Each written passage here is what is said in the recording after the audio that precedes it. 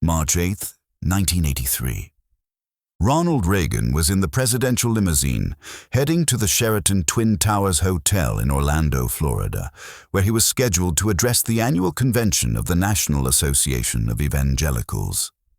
It was mid-morning, and the Florida sun was bright and warm, a pleasant change from the cold Washington winter he had left behind.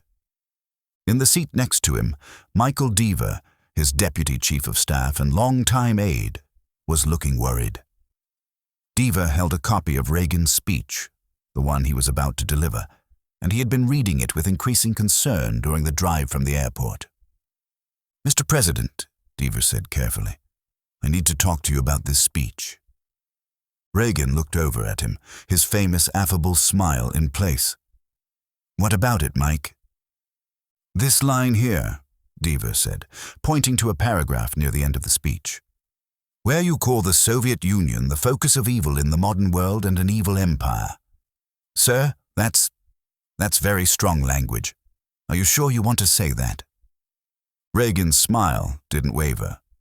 "I'm sure, Mike. That's exactly what I want to say." "But Mr. President," Deaver pressed, "the State Department is going to have a fit. The arms control people are going to say you're sabotaging negotiations with the Soviets. The Europeans are going to think you're being reckless. Even some of your own advisors think this language is too provocative." Reagan looked out the window at the passing Florida landscape. Palm trees, strip malls, the ordinary American prosperity that he believed was threatened by Soviet power. Then he turned back to Deaver, and his voice, usually so genial and relaxed, took on an edge of steel. "Mike, I've been thinking about this for a long time. For years, decades really, American presidents have talked about the Soviet Union as if it's just another country, just another great power we have to negotiate with. As if the only difference between us and them is a disagreement about economic systems or spheres of influence." He paused. "But that's not true. The Soviet Union isn't just another country. It's a totalitarian state that denies basic human rights to its own people. It's a regime that imprisons dissidents, persecutes religious believers, maintains an empire through force and fear. It's a system built on lies and oppression.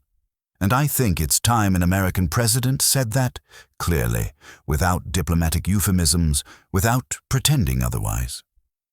Deaver looked down at the speech again. "I understand that, Mr. President. But evil empire, that sounds like something out of Star Wars. Some people are going to think it's simplistic, even cartoonish." Reagan smiled again, this time with a hint of mischief. "Maybe it does sound like Star Wars. But you know what? Sometimes simple truths are the most powerful. The Soviet Union is evil. It denies freedom, it crushes human dignity, it rules through terror. And it is an empire.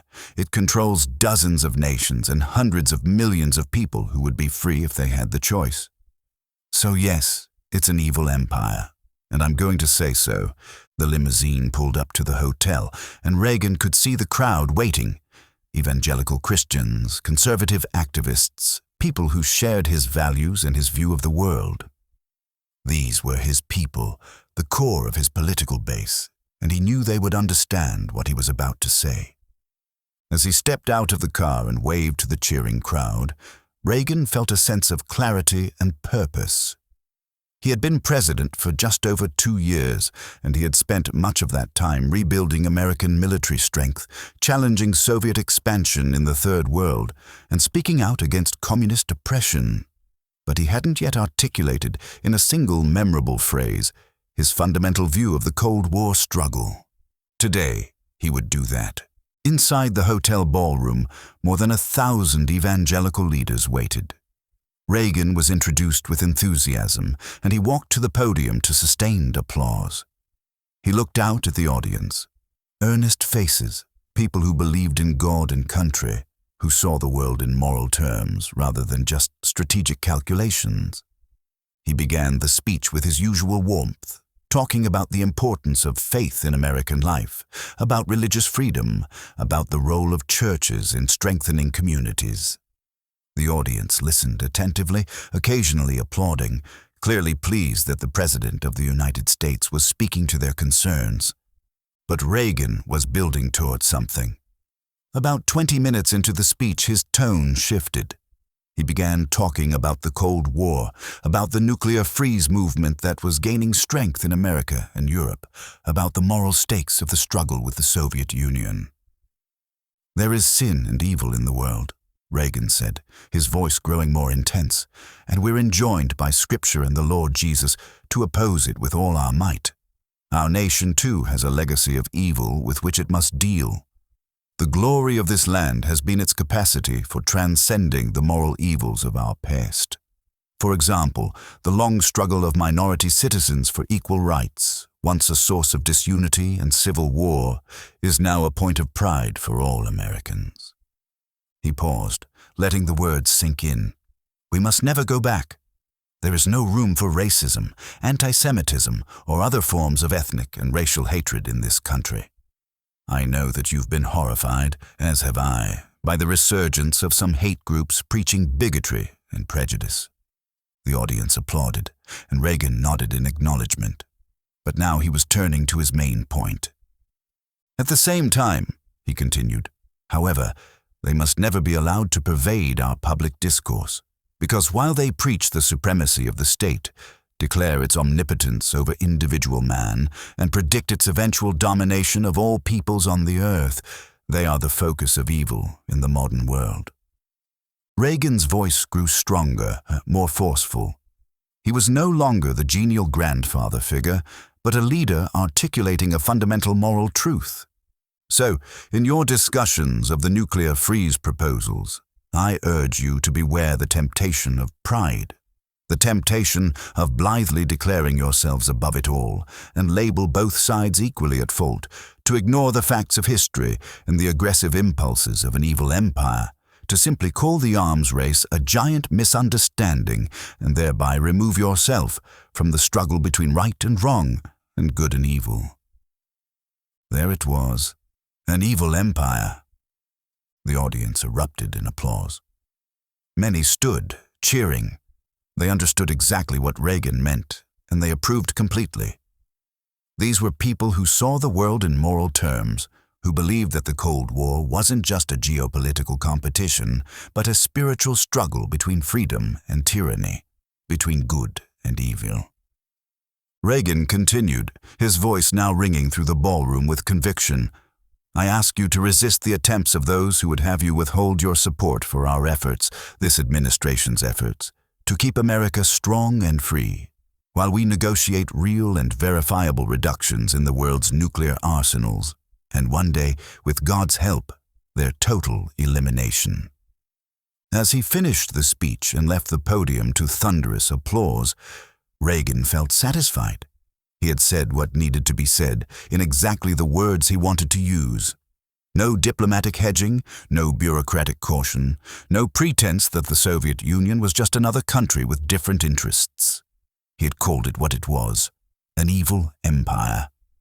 But even as he basked in the approval of the evangelical audience, Reagan knew that the reaction elsewhere would be very different. He was right. Within hours, the evil empire phrase was being broadcast around the world. The Soviet government responded with fury.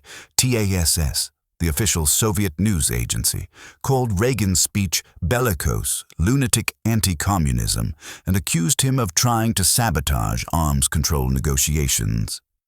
Yuri Andropov, the Soviet leader, issued a statement saying that Reagan's rhetoric proved that the United States was not interested in peace. European leaders, already nervous about Reagan's tough stance toward the Soviet Union, were alarmed. The West German government expressed concern about inflammatory rhetoric. The British Foreign Office issued a carefully worded statement suggesting that such language was unhelpful to East-West relations.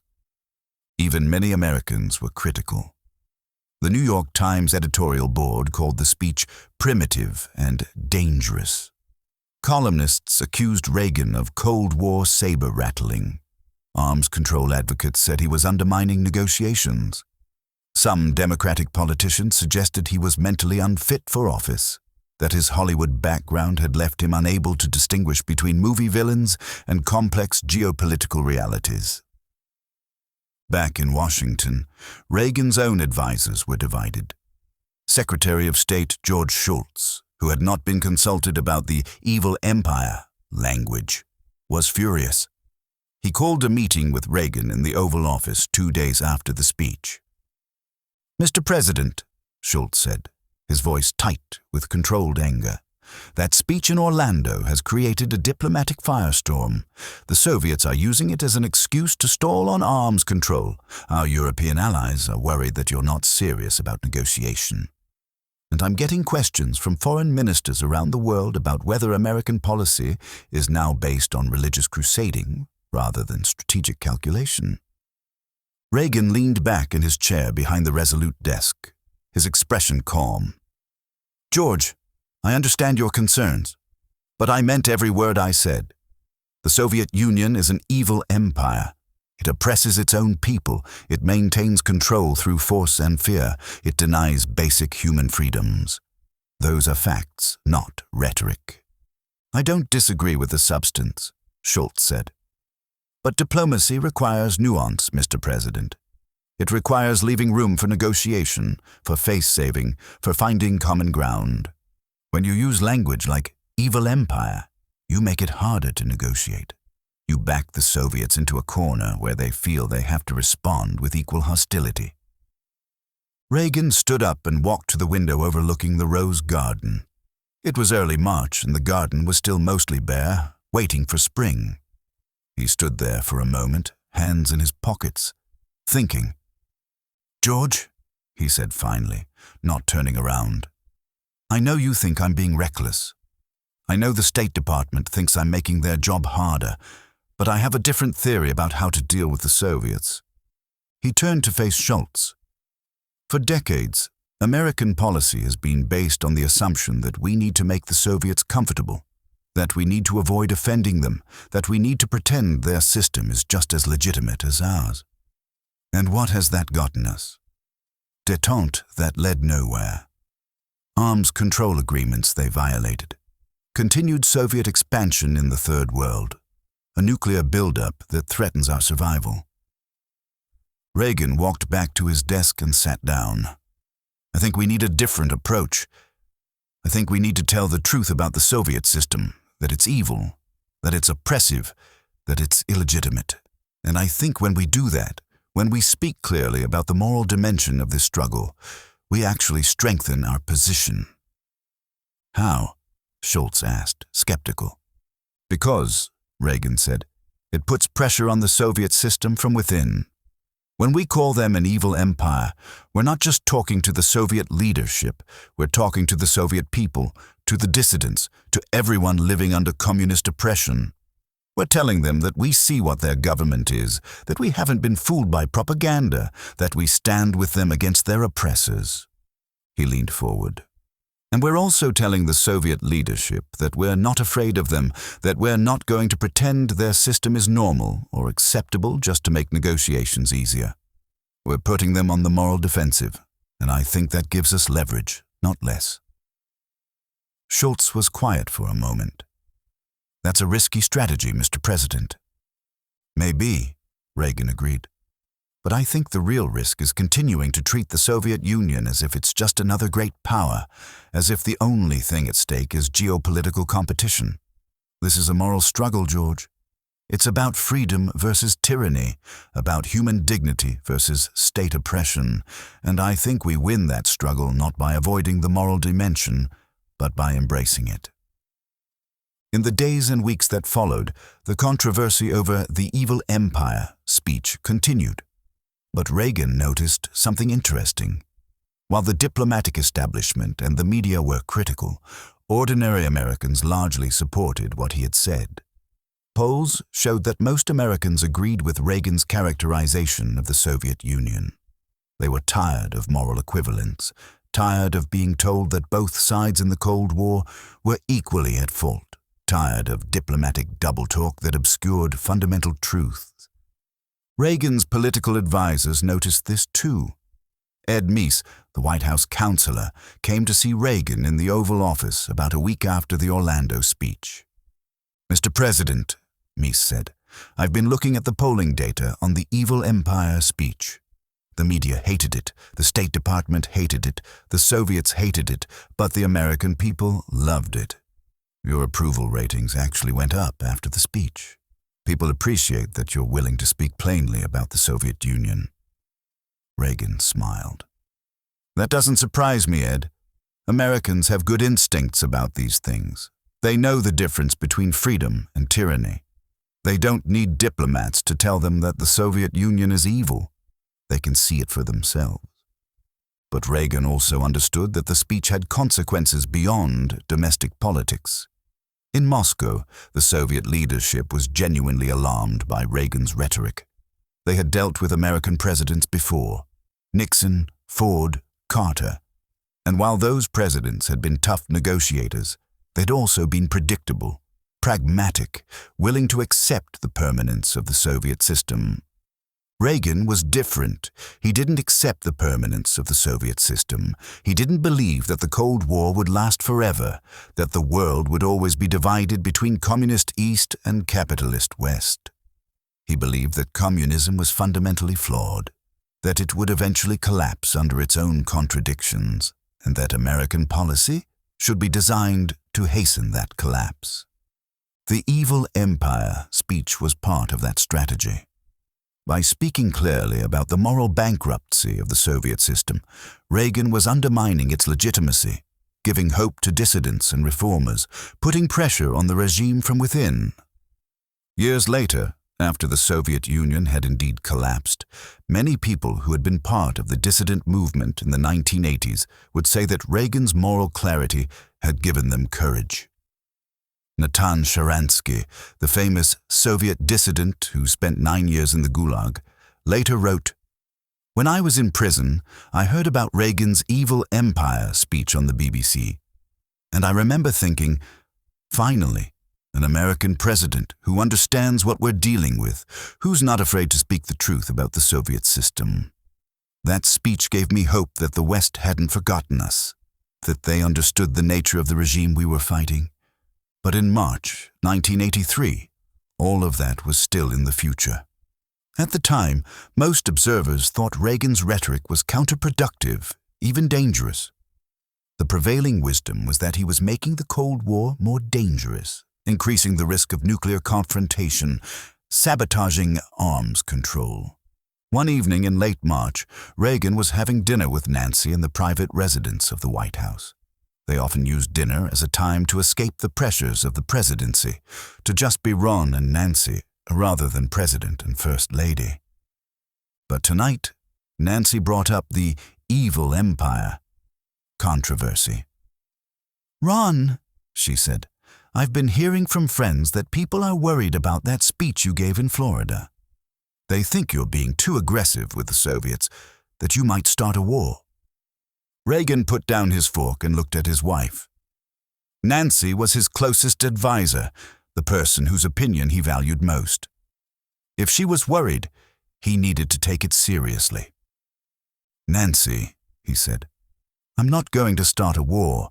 That's the last thing I want. But I also can't pretend that the Soviet Union is something it's not. It's an evil system, and I think it's important to say so." "But why?" Nancy asked. "Why is it so important to use that specific language? Why not just focus on policy, on arms control, on managing the relationship without all the moral rhetoric?" Reagan thought for a moment. "Because I think the Cold War is fundamentally a moral struggle, not just a geopolitical one. It's about whether human beings should be free or controlled by the state. And I think if we lose sight of that moral dimension, if we start treating the Soviet Union as if it's just another country with different interests, then we've already lost something important." He reached across the table and took Nancy's hand. "I know the speech made people nervous. I know it created controversy. But I believe it was the right thing to say, and I believe that in the long run, speaking clearly about the nature of the Soviet system will make us stronger, not weaker."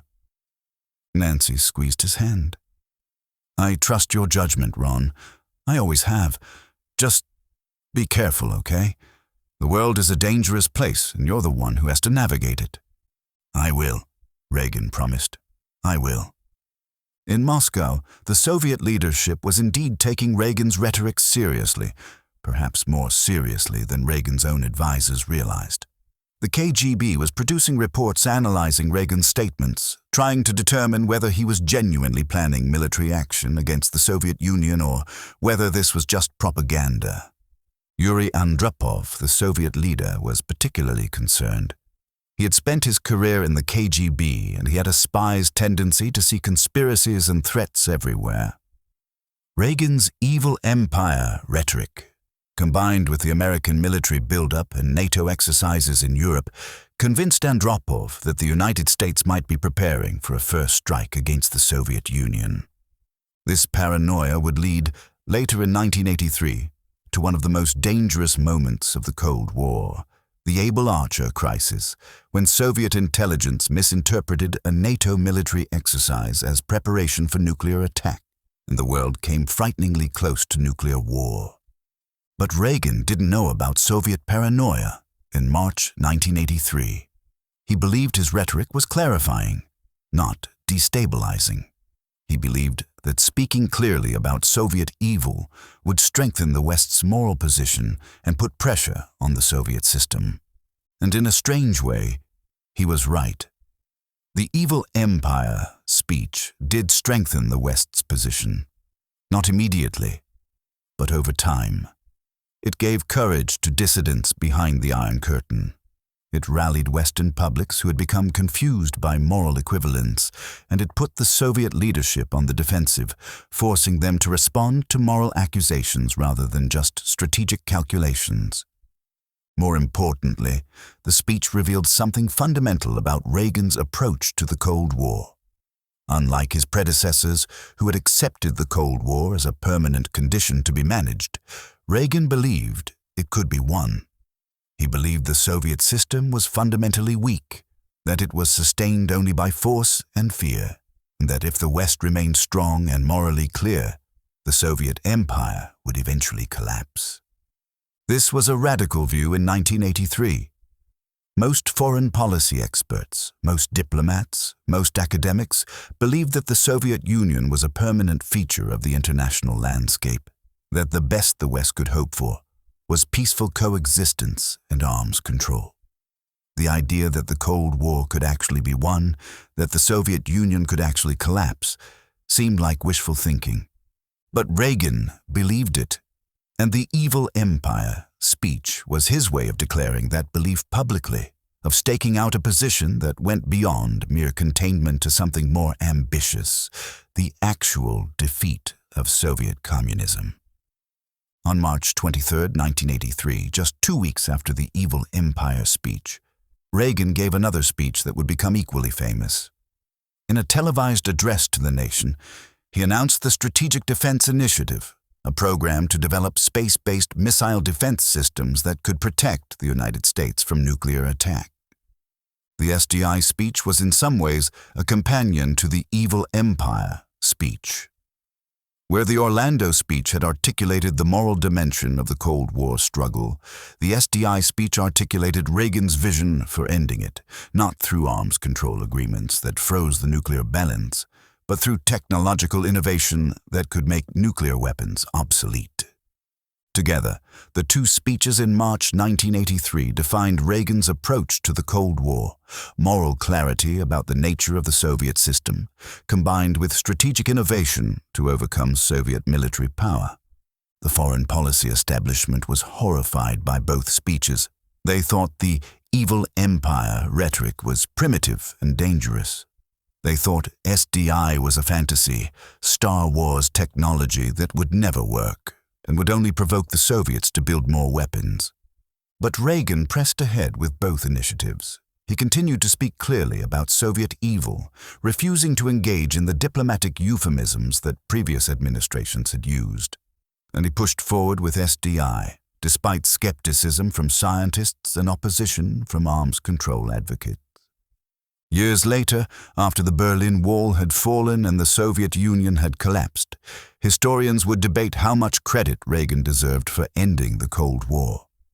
Some argued that the Soviet system would have collapsed anyway, that its economic and political contradictions made its demise inevitable.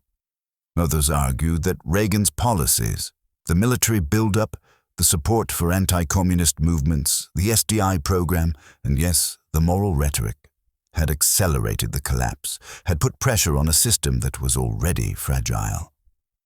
What's clear is that Reagan's evil empire speech marked a turning point in how American leaders talked about the Cold War.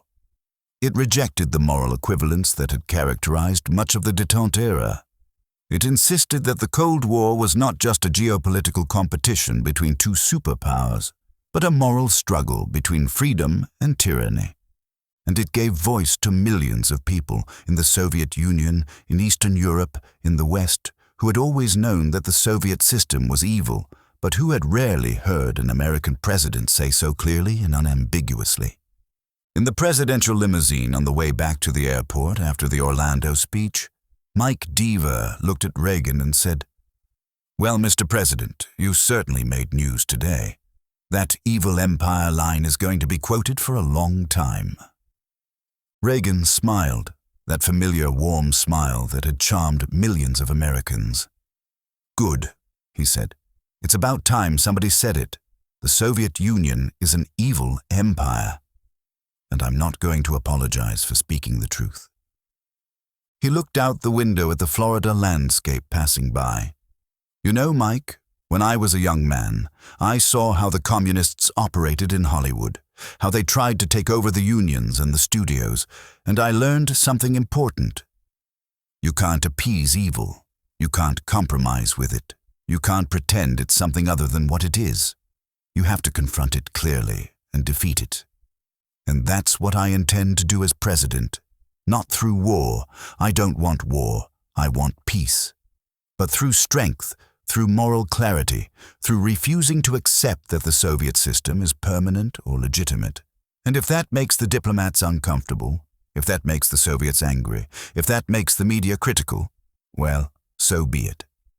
Some truths need to be spoken, even when they're uncomfortable." The limousine pulled up to Air Force One, and Reagan prepared to board for the flight back to Washington. As he climbed the stairs to the plane, he turned and waved to the small crowd that had gathered to see him off. He didn't know it then, but that speech in Orlando, that evil empire speech that had caused such controversy, would become one of the defining moments of his presidency. It would be quoted and debated for decades. It would inspire millions of people living under communist oppression, and it would help, in ways both direct and indirect, to bring about the end of the Cold War and the collapse of the Soviet system. All because Ronald Reagan, on a sunny morning in Florida in March 1983, decided to speak a simple truth that many people knew, but few leaders dared to say, that the Soviet Union was, indeed, an evil empire. And that evil empires, when confronted with moral clarity and strategic strength, do not last forever.